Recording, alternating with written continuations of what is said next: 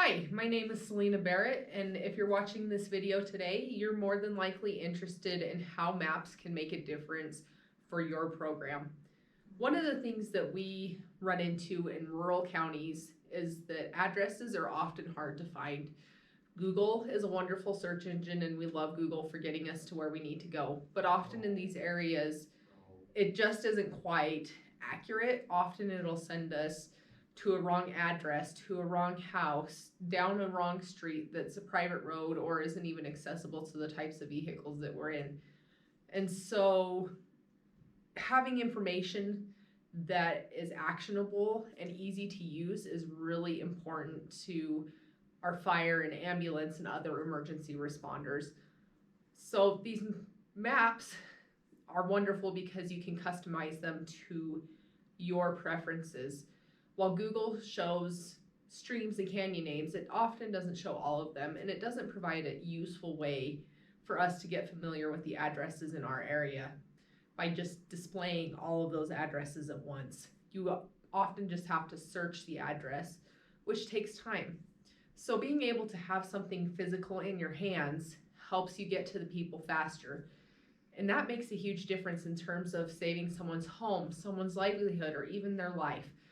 And when we look at it that way, having a physical product in our hands is so important because then everybody is on the same page. You are able to reroute immediately in the field. You're able to see the whole area. And once your people are trained on it, everybody knows how it works. You don't have someone who says, well, I'm not comfortable with a smartphone, so I can't find where we need to go. So I am going to demonstrate for you what kind of a product this map book is and how it can help you in your specific area and how we can customize it to your needs. So you may be wondering, what does a map book look like?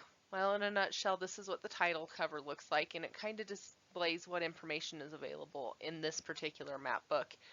There is an overview map, there are index maps, then there are address indexes, street indexes, place indexes, and on this one a trail index, and then the individual section maps which go into the nitty-gritty detail, and I will further explain each one of these in future slides. So are they easy to use? Yes. An overview map is provided for each area. So for this county, this is the southern half of a county, there are 7 or 8 areas that are included. So when you're looking at some of your other indexes, which will be explained, you see that your page is located in index I. You then know that you need to go to above the reservoir in this particular area where the I area is. Or if it's in the 8 area, then you need to head south to Antelope. So that kind of gives you a good idea, especially if there's 2 of you in a vehicle, one can navigate and one can kind of know the general direction that they need to head. Then I include these smaller overview maps. This is just a more detailed shot of that initial map that I just showed you. This is for a different county, but this information also includes where the small map pages are. So for this particular area that is shown here, pages 1 through 12 are included in this particular map. Then there are the address indexes with page numbers. So each and every address that I place on your map or that is provided to me through your county is indexed. And so it's listed by in numerical order, and then it is also attached to what page it is located on and what key it is located on. So again, this is where you can see that if it's on the key page is I, then you need to start headed to one direction. And if the page is 19, then you know that you need to open to page 19 to find the specific address and where to go. Then you have your street indexes with the page numbers. So this is very similar to the address index. It's listed alphabetically. So if you get a call for Custer Street, you know that these are kind of the page ranges that Custer Street may be listed on and what keys it could be listed on. This is especially useful for small roads that you're not quite sure where they might be at, or if you get a call to like a Forest Service road that is pretty obscure with no address, then you can at least find that road and not having to look through every single page in the book. It also includes a list of addresses on each page. For example, this one has about 12 to 16 addresses on it, and they're all listed over there on the right.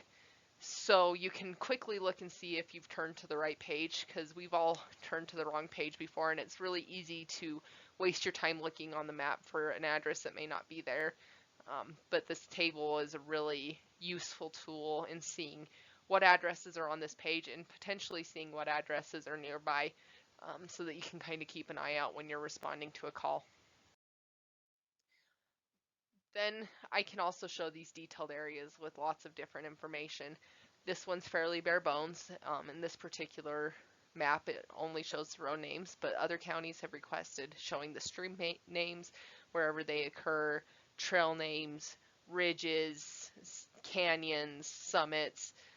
Any of that information can be included along with the streets and the addresses.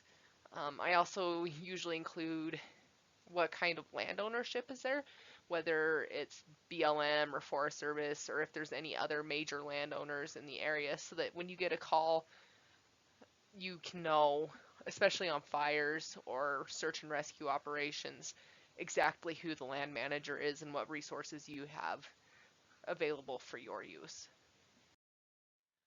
So then the important thing is to think about what information is useful to you. For an ambulance crew, sometimes only having the stream and the street names are useful to you. For fire and search and rescue, having all the information about the surrounding area can be useful. Trails, summits, canyons, water bodies.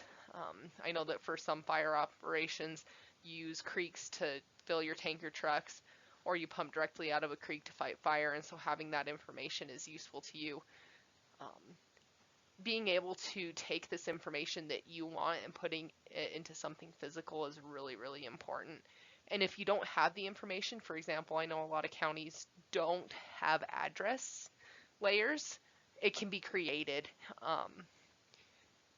One of the fallbacks of this is that yes, I have to use Google and Esri, which is the software that I use geocoding, but it is still better than trying to rely solely on Google, because we all know that sometimes you just don't have the service.